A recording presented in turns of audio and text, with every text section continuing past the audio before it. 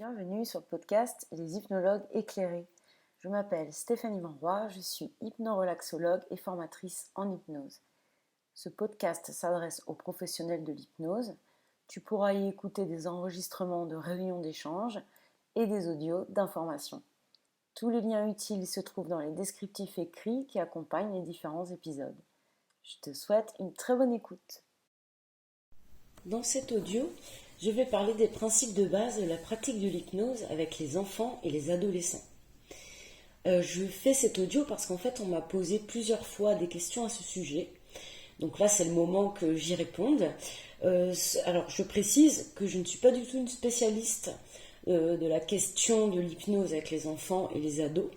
J'en ai bien accompagné quelques-uns, mais ce n'est pas du tout la majorité des consultants que je reçois.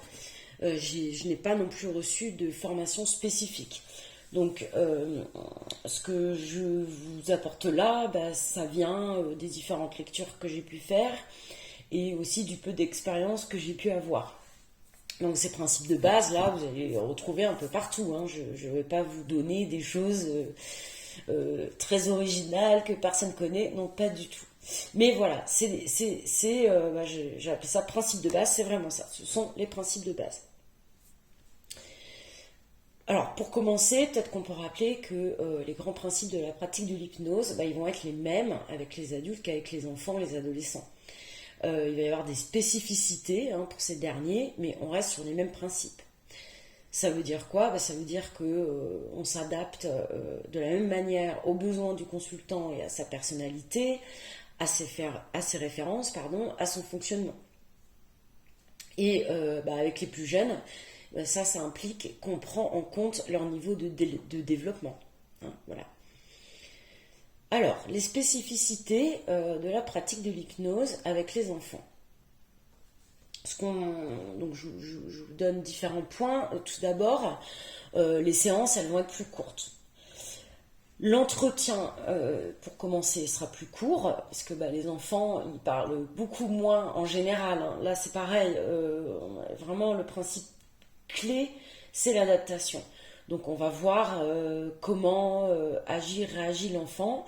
Peut-être certains vont beaucoup plus parler, d'autres moins. Et puis entre un enfant de 5 ans et puis un ado de 15 ans, évidemment, il y a une très grande différence. Donc tout ça, c'est vraiment à adapter. Mais c'est vrai que là, ça va dépendre des enfants, donc qui vont beaucoup verbaliser, d'autres pas.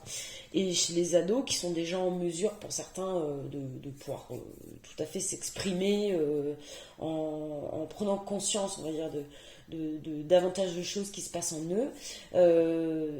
C'est ce qu'on pourrait penser. En fait, c'est pas forcément le cas. C'est-à-dire qu'ils n'ont pas forcément conscience, justement, à ce qui se passe en eux. Ou alors, ils peuvent avoir une difficulté à mettre des mots dessus et à ce que ça sorte. Donc là c'est comme avec les adultes, on s'adapte à ce qui se présente à nous. Alors l'entretien, justement, un enfant, il est accompagné par son parent, un ado aussi, donc c'est peut être, ce qui est recommandé, c'est au moins au cours du premier rendez-vous, de recevoir les parents et l'enfant ensemble. Dans les séances qui suivront, on pourra recevoir l'enfant ou l'ado seul, et puis si l'accompagnement dure un petit peu, qu'il y a plusieurs séances, régulièrement, quand il y a besoin de faire un point, on peut redemander à un parent d'être présent aussi, au début ou à la fin, selon ce qui vous semble le plus judicieux. Mais effectivement, pour ce premier rendez-vous, il va être vraiment important que le parent explique la raison de la prise de rendez-vous. Et puis ensuite, on laisse l'enfant s'exprimer. Qu'est-ce qu'il en pense, comment il vit les choses, et bien sûr, est-ce qu'il est d'accord, lui, pour être accompagné. Ensuite, le parent s'en va. On peut reprendre un petit entretien seul avec l'enfant, et puis on y va. Donc, quand je dis entretien, c'est un temps d'entretien, mais certains qui sont peut-être plus spécifiquement formés vont utiliser d'autres manières de fonctionner, peut-être à travers le dessin, et puis d'autres seront inspirés ou auront envie de jouer avec l'enfant. Enfin voilà, si on a envie d'aller vers ça et si on sait quoi en faire, tout est possible, c'est à adapter. Voilà pour l'entretien. Pour ce qui est de l'induction, alors déjà, il faut savoir que les enfants sont très réceptifs à l'hypnose. On considère que la capacité maximale à entrer en transe, elle se situe entre 8 et 12 ans. À cet âge-là, les barrières du mental, elles sont vraiment peu actives si on compare par rapport à un adulte. Donc les enfants, on sait aussi, on le voit dans leur manière de fonctionner, ils ont une grande facilité à se plonger et à s'absorber dans des expériences imaginaires au quotidien. Ils peuvent passer très facilement de la réalité à la fiction, puis c'est de manière quasi instantanée. Ils ont vraiment l'habitude de changer d'état, de représentation, et on le voit quand ils jouent en fait, hein. Quand ils se mettent dans un jeu de rôle notamment, on voit qu'ils sont à fond dedans et qu'ils peuvent en sortir comme ça aussi sec, revenir, voilà. Ben, cette entrée en transe, elle se fait de cette manière-là, c'est-à-dire qu'ils vont y entrer très facilement et ils vont aussi en sortir très facilement. Donc l'état va être fluctuant, ce qui est toujours le cas avec l'hypnose, avec les adultes aussi, mais avec un enfant, ça va être encore plus le cas. Donc en tant qu'accompagnant, ça va vraiment être important d'être préparé à ce que l'enfant d'un coup se remette à parler normalement, sorte complètement ce qu'on lui propose. C'est normal en fait. Voilà, on peut simplement lui proposer de se réabsorber dans ce qu'il était en train d'imaginer. Je ne sais pas, par exemple, s'il était en train d'imaginer qu'il jouait à un jeu vidéo ou qu'il était dans le jeu vidéo, on l'invite à reprendre là où il en était. Peut-être à travers le VACOG, enfin voilà. Voilà, simplement, on sait que ça peut arriver, donc quand on est préparé, on le vit mieux quand ça se présente. Donc ça, c'est tout à fait normal. Quand on dit qu'ils entrent facilement en transe, ça veut dire que la mise en transe, elle va être extra courte, voire pas nécessaire. C'est-à-dire que ça va se faire de manière parfois quasi instantanée. Ce qu'il faudra aussi bien avoir en tête, c'est que la plupart du temps, les enfants et même certains ados ne ferment pas les yeux. Pour eux, ça peut être hyper angoissant. Et puis, de toute façon, comme ils arrivent hyper facilement à s'absorber, en fait, c'est pas forcément nécessaire. Donc, on peut leur suggérer de fermer les yeux, mais que s'ils préfèrent ne pas fermer les yeux, c'est tout à fait ok comme ça. Et puis, on pourra remarquer une certaine fixité dans le regard, qui sera une manifestation qui sont dans un état de conscience modifié. Et eux, ça leur pose pas de souci de visualiser autre chose et les yeux ouverts. Aucun problème. Comme on l'a dit tout à l'heure, hein, ils sont, il y a presque pas de frontière entre la réalité et l'imaginaire, c'est pas un problème. Et du coup aussi cette facilité à entrer, se replonger dans un état d'absorption, ça va faire aussi qu'ils vont très facilement pouvoir parler et partager avec nous ce qu'ils sont en train de vivre. Donc ça va être super parce que déjà ça donne une indication dans les séances et qu'on va pouvoir énormément les faire participer, leur demander ce qu'ils vivent, voilà, et leur demander aussi de créer eux-mêmes. Par exemple, si on raconte une histoire, ils peuvent eux-mêmes créer l'histoire et s'imaginer en train de la vivre au fur et à mesure qu'ils la créent. Pour ces raisons, mise en transe rapide, et aussi le fait que les enfants vont vite s'ennuyer, il va y avoir une lassitude qui va arriver très vite, l'expérience hypnotique va être aussi courte. Il n'y aura pas besoin qu'elle soit longue. Donc on va privilégier des techniques simples, directes, donc courtes, comme je disais, ludiques, dynamiques et interactives. Parce que vraiment les enfants vont pouvoir... toujours pareil, ça va dépendre de quels enfants, mais en général, ils sont plutôt réceptifs à tout ça. Donc voilà pour le premier principe qui était des séances plus courtes. Donc vous pouvez proposer des séances qui durent en tout 1 heure.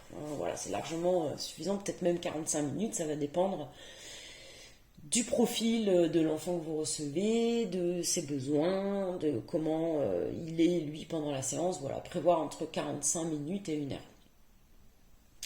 Deuxième grand principe, on va laisser une grande place à l'imaginaire, je dirais une encore plus grande place qu'avec l'adulte, parce que ce sont déjà on l'utilise déjà avec les adultes en hypnose.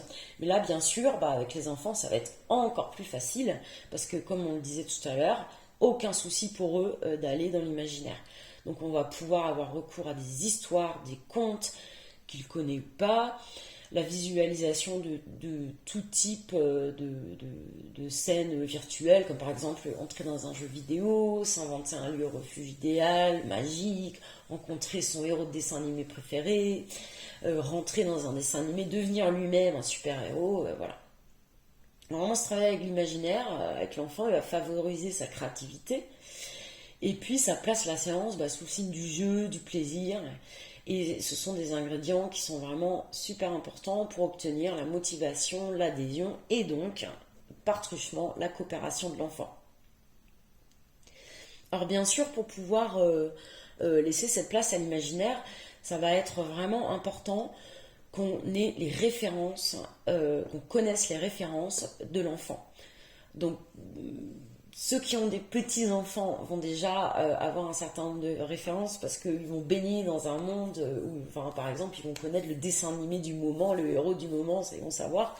Ceux qui ont déjà de grands enfants ou qui n'en ont pas vont déjà moins savoir tout ça. Mais dans l'entretien, on pose des questions comme avec l'adulte, c'est toujours pareil, qu'est-ce qu'il aime, qu'est-ce qu'il aime pas, qu'est-ce qu'il regarde en ce moment justement comme dessin animé, ses héros, ses jeux vidéo, voilà, ses loisirs. Le plus possible d'éléments, si on peut les récolter, ça nous sert ensuite pendant la phase hypnotique en fait. On veillera aussi bien sûr à demander à l'inverse ce qu'il n'aime pas, ce qui peut lui faire un peu peur, voilà. Pour à l'inverse ne pas lui proposer de mettre la tête sous l'eau s'il n'est pas très à l'aise avec cette idée-là. Troisième principe, on va adapter son langage et on va l'expliciter. On va bien penser que plus ils sont jeunes, évidemment, et plus il y a risque de non-compréhension des mots. Une chose que j'ai pu remarquer, parce que moi j'étais prof avant, c'est que les élèves, les jeunes, ils disent pas forcément quand ils ne comprennent pas un mot. Ils le disent pas parce qu'ils n'osent pas, parce que ça les fait se sentir mal. Ils se sentent pas compétents, entre guillemets. Ils pensent aussi qu'on attend d'eux qu'ils sachent, donc ils n'osent pas le dire. Et puis autre chose qui se passe aussi, c'est qu'ils n'ont pas forcément conscience de ne pas connaître le sens. C'est-à-dire qu'ils pensent que c'est autre chose en fait. Ils savent pas, donc en fait, le cerveau humain, déjà à l'enfance, il est fonctionné comme ça, on remplace par autre chose, parce que c'est pas forcément juste. Donc on va vraiment prendre le temps d'aller expliciter les mots, d'en utiliser plein de différents. Par exemple, si vous parlez de sérénité, pas sûr qu'ils comprennent très bien. Alors, on pourra peut-être parler de se sentir relaxé, détendu, relâché, tout calme, très tranquille, zen. Est-ce qu'il comprend davantage ces mots? Je ne sais pas. On pourra lui demander, lui, ce que ça lui évoque. Est-ce qu'il y a des moments où il pourrait nous expliquer où il s'est senti comme ça? À quoi il rattache ça, puis on verra ce qu'il nous dit. Et ne pas hésiter comme ça à répéter plusieurs fois des mots qui veulent dire la même chose pour vraiment que ça aide, que ça puisse pallier d'éventuels problèmes de compréhension. On sait aussi que la répétition, c'est pareil, même avec les adultes, on conseille de l'utiliser parce que ça permet, par exemple, si on suggère une sensation, comme je disais tout à l'heure, le fait de se sentir tranquille, relaxé, plus on va utiliser un vocabulaire qui est en lien avec ça, plus on va favoriser le fait que la sensation se fasse ressentir dans le corps. Ça va lui permettre de s'installer davantage. Donc ça a aussi cette utilité-là en plus. Je vous donne un exemple, les notions de droite-gauche par exemple, pour un enfant, a priori, en moyenne, il commence à intégrer ça entre 4 et 6 ans. Mais on sait qu'il y a aussi des adultes qui ont toujours des petites incertitudes par rapport à ça.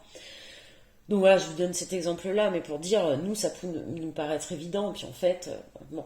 Donc, si on est amené à parler de ça pour une raison ou une autre, on peut d'abord, quand c'est pas obligatoire de déterminer droite ou gauche, si on parle d'une main par exemple, on peut laisser au choix. Si à un moment donné, ça peut s'avérer important et qu'on a des doutes, on peut dire, du côté qui est près de la fenêtre, du côté qui est près de la porte, enfin voilà. Trouver des petites phrases pour pouvoir contourner un petit peu la difficulté.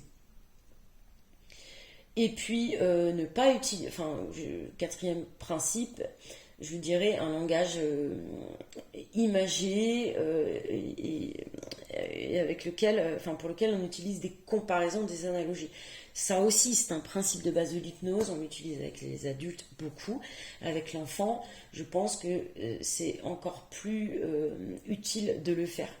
Par exemple, si vous voulez utiliser la technique, c'est un test de suggestibilité, hein, les doigts qui se rapprochent, et qu'on parle d'attraction des doigts vers l'autre, on peut lui parler d'aimants. Est-ce qu'il connaît les aimants? Est-ce qu'il en a déjà utilisé? Est-ce qu'il voit? Est-ce qu'il a des magnettes chez lui qui se collent sur le frigo?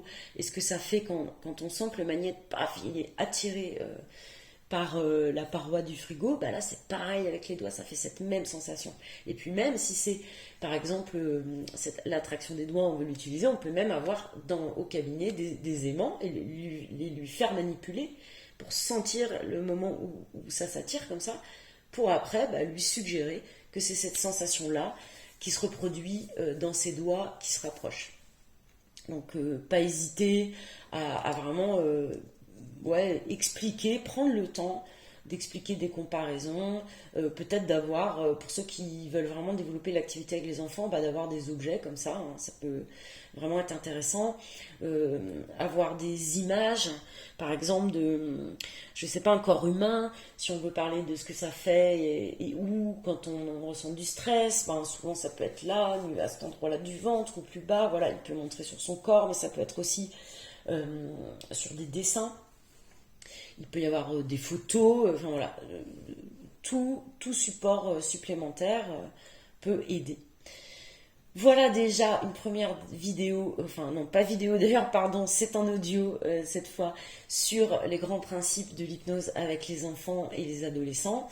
J'ai pour projet d'en faire un deuxième volet avec peut-être des petits exemples de protocoles, de voir comment, aussi quels peuvent être les principes un peu généraux d'un accompagnement avec un enfant. Et je parlerai en termes de non spécialistes, parce que je sais que certains sont vraiment spécialisés, mais d'autres aussi sont pas forcément spécialisés, mais ont quand même des enfants de temps en temps, et ça pourra les intéresser. Voilà, à bientôt.